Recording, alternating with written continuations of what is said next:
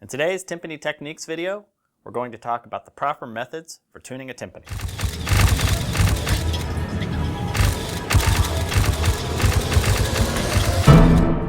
We'll cover the following topics: how the timpani mechanism works, intervallic recognition and vocal training, setting your pitch in 5 easy steps, pros and cons of the tuning gauge, and finally, holding and maintaining a consistent pitch. So, let's get started. Let's start with some different types of timpani and how they work. There are basically 2 types of tuning mechanisms on a tunable timpani: the hand crank or the foot pedal system. In the old days, the timpani was tuned by turning a T-rod clockwise or counterclockwise to tighten or loosen a head. You had to tune each lug to get the head even, which was cumbersome and not practical for fast changes to the pitch. So, most of the literature wrote during those times had minimal tuning. Then someone down the line thought, if I rig up some kind of cable mechanism that connects all these lugs, I can get all these bad boys to turn at the same time, which led to what's called the chain or cable drum. And shortly after that came the hand crank mechanism coming into play. The problem with this system is that you are taking at least one hand out of commission in order to tune the drum, which eventually led to the pedal mechanism. Now you can pedal to your heart's content while still using both hands to do whatever you like. The pedals will move by either using the whole leg or just the ankle. Better quality timpani have what is called a clutch, which is used to lock the timpani pedal in place. To use the pedal, simply kick the ankle out to release the clutch and swing it back in to lock the clutch in place. So without going into too much detail, how these things work is by moving the pedal one way, let's say up or towards you, the head loosens or makes the pitch go down. Or if you move the pedal down or away from you, the head tightens and makes the pitch go up. Easy peasy. Same deal goes for drums that don't have a clutch. Push the toe down to raise the pitch, push the heel down to lower the pitch. But this isn't a timpani maintenance class, so let's move on. It just so happens that I did a video recently that has a nice way to improve your accuracy in identifying singing intervals. So, if you just click down here, up here, it'll take you to it. Toot sweet. Here's some ideas how to find pitches more easily. Let's say you want to tune a perfect fourth. After you find your first pitch, sing up a major scale. La, si, do, re. Then do the same thing at the timpani, but instead of singing the fourth note, play it on the drum. La, si, do. This might help you execute a more accurate fourth. You can do this with any interval. Or, here's another idea. Find a tune that's familiar to you and use it to identify an interval. Let's say you need a perfect fifth going up. Think of a tune that you know really well that starts with this interval, like this one.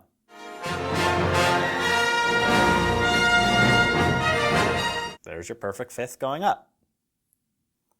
Make sure you have a tune that goes down the perfect fifth as well. Feelings. All right. I hate that tune, but there you go.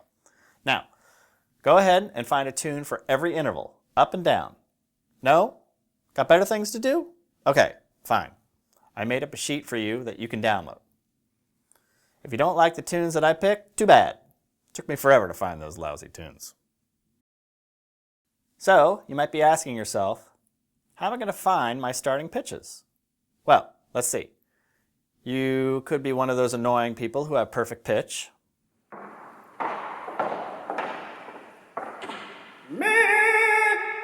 A perfect A. But most of us aren't in that category.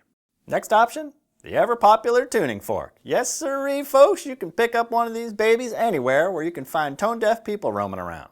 It's small, it's quiet, and dead-on accurate. You can fit it right in your pocket, so it's there when you need it. So here's how it works. Just hit the forky part on your knee, then jam it in your ear. Ear, dummy, not hair. Now listen to the pitch. Then you can practice singing, or just hear and match the pitch on the drum. This is also mimicking how the orchestra tunes when the oboe gives an A.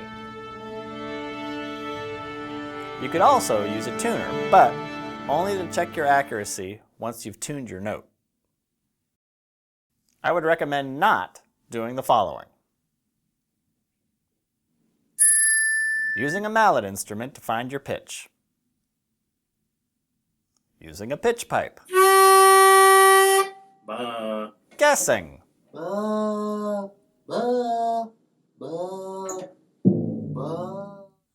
In all seriousness, it's important to be very accurate when tuning. It's the one thing that everyone, no matter who is listening, will be able to tell if you are right or wrong. So, developing a good sense of relative pitch is important. Here are the steps I would use to tune a timpani. Step 1. Find your initial pitch. Step 2. Unlock pedal and bring the pitch to the lowest level. Step 3. Gliss up to your desired pitch using either a mallet or your finger at a soft volume. Step 4. Fine-tune your chosen note either using the pedal or the fine tuner so that you are dead-on accurate. Step 5. Release the clutch to lock the pedal. A few side notes on this process. When you get to step 3, I mentioned you can use a stick or your finger when glissing up to your desired pitch. Either method, finger or mallet, is acceptable as long as you're being quiet and accurate about the process. I prefer using a mallet at a very soft dynamic. It's quieter than a finger, plus it's the thing you use to actually hit the drum, so it ends up being more accurate in my experience. But as long as the pitch is correct, use whatever method works for you. Also, in step 4, when you're getting the pitch more exact, I mentioned using the pedal or the fine tuner. The fine tuner is a handle that is usually directly in the front part of the timpani, but is sometimes on the opposite side. Turning this handle clockwise will raise the pitch, and counterclockwise will lower the pitch. Using a fine tuner will hone your pitch to a more precise level. For example, let's say you're using a drum where the pedal locks into these teeth. Your desired exact pitch might be between this notch and this notch. So, locking the pedal into the lower of the two notches and then turning the fine tuning knob clockwise to raise the pitch a bit might be necessary. Once you have your first pitch tuned on the timpani, finding your next pitch is done by eliminating step 1. It's very important at this point to use the first drum pitch as your reference for finding the next pitch, and not to use your tuning fork. If your initial pitch was an A, and your next pitch is going to be a D, tap the drum that has the A tuned, then use your interval training to hear or sing the D, and then go through step 2 through 5. After you are done tuning all your notes, take a breath and just check each note softly, and correct any problems with the fine tuner if necessary. Your goal is to do this process very quietly and quickly with pinpoint accuracy. The tuning gauge is a device on most timpani that you can use to visually see where a note is. You should never rely on the tuning gauge to be very accurate, though. I find it is better to use it as a helping tool. Here's what I mean. Let's say you've tuned an A and a D, but it doesn't sound right to you. But you have figured out that the D is a bit sharp or too high. Before tuning this note lower, look and memorize where the arrow is pointing on the tuning gauge. Then take the pedal well below the pitch and come back up, making sure that you are not coming up as far as you were before you moved the pedal. Here's where you were, so you know you have to be somewhere in this area to be correct. You might be asking yourself, why is it so important to always come from below a pitch and not from above? Good question, person I can't see who may or may not have asked this question. The answer to this is the timpani head will only be seated properly on the bearing edge of the bowl if the head goes from being loose to tighter. If you go from above the pitch directly to the note, the head will not have been seated properly and will most likely stretch further as it is being played, resulting in the pitch dropping slightly. Try this experiment. Tune a note from below, let's say an A, then push down with both hands like this. Then play the note again. It should be very close to the pitch that you started with. It might be a hair lower, but that's okay. Now, tune again, but this time come from above the note.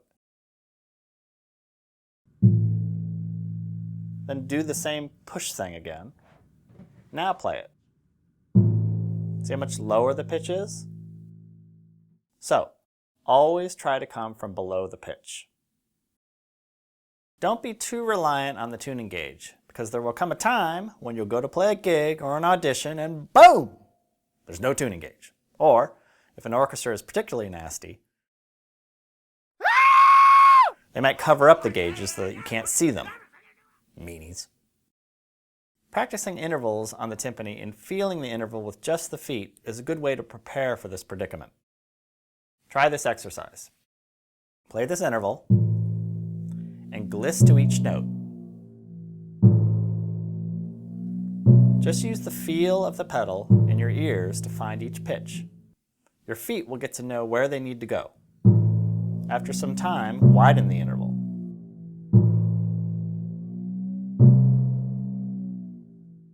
Then do it with the other foot.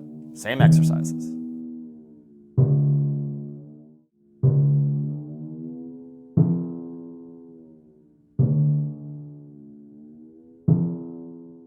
Then, go do this on a different set of timpani with hopefully a different type of pedal system. You could even practice this on a hand crank type drum as well.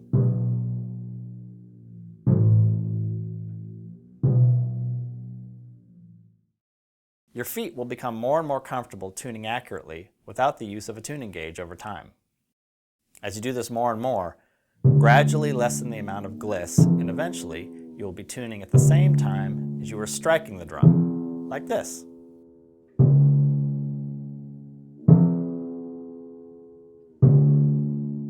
This is called direct tuning, and it comes up quite a bit in more modern repertoire.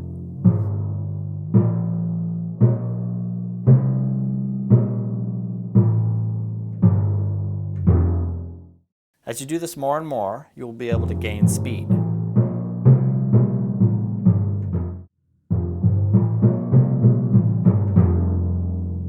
As you get better at this, concentrate on separating the hands from the feet. The tendency is that your hands will mimic your feet. Meaning, since you are making very fast motions with your feet, your hands will want to make fast motions as well. But if you have a very legato passage that requires this kind of stroke, you will need to train yourself to play this slow flowing stroke while still keeping the fast quick motions with your feet.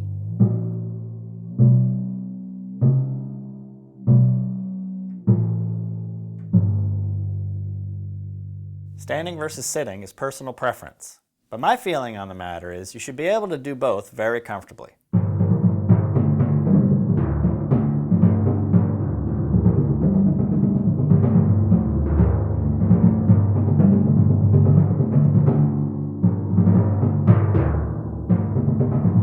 Now, how does this relate to tuning, you might be asking? Well, it relates because everything you do on a timpani when standing is possible to do while sitting.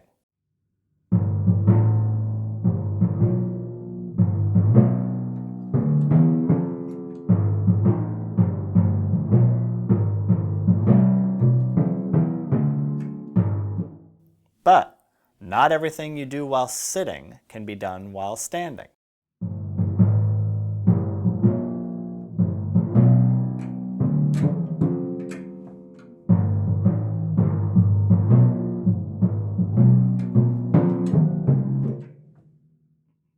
If you have an abundance of note changes to do with both feet in a short amount of time, you will have to sit. Also, if you have to correct a note while you are in the middle of playing something, sitting will be a much better way to do this. Which brings up our last topic, holding a pitch. Here are some little known facts that you might not know. Temperature can affect the pitch of a timpani, even on plastic heads. Some people think that plastic heads will not move pitch-wise at all. Not true. If you happen to be playing in an outdoor venue, let's say a summer festival, and the temperature rises or drops in the course of a performance, the pitch will definitely move. So, you might want to have your feet on the pedals to be making finite adjustments while you are playing. Along the same lines, what if you were playing a very loud passage like this?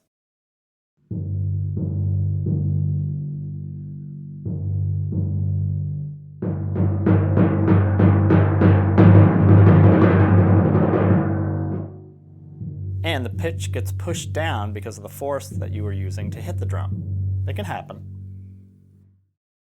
For those of you who use calf heads, you might be used to the fact that these heads can change in a matter of seconds. Any little change in humidity will loosen or tighten these heads. So you might ask yourself, why would I use them if they are so temperamental in the tuning regard? Because the sound they produce is superior to a plastic head, case closed.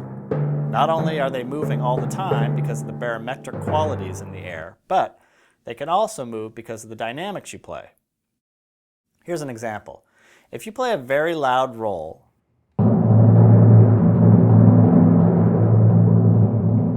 and then make a gradual diminuendo to pianissimo, as you can see, the pitch changes quite a bit. So you might need to be moving the pedal a bit to maintain that beautiful A you started with. Thanks for watching this video. Remember, tuning accuracy is important, so make it a part of your everyday practice. Whew, it's cold out here, and it's dry too, so you know what that means for timpani heads, right?